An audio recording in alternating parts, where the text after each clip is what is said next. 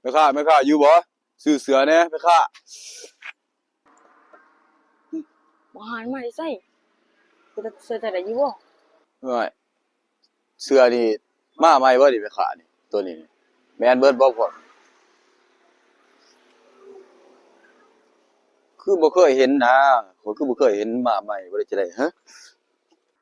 แม่นเสื้อตัวนี้มาใหม่เป็น V3 ของทีมงานคำคมโอ้แม่นบ่ดิโอ้ว่าซั่นจัดให้ในที่จัก10ตัวนี่งามแฮงอีดีนี่ อุ๊ยสภาพแบบนี้บ่มีเงินว่าซื้อดอกมีแต่สิมาลักของเฮาติเออคันซั่นเปลี่ยนใจได้แม่ค้าเด้อบ่เอาแล้ว10ตัวขอเป็น100ตัวเด้อ ตายจะ10ตัวยังบ่สิหาซื้อ100ตัวแล้วก็มันใส่มาซื้อจ่ายสดได้แม่ค้าเด้อเบิ่งโจกเงินก่อนโอ้ยโอ้ย ว้ายอุ๊ยลูกค้าบัดอันนี้ไปเอาเครื่องมาให้ลูก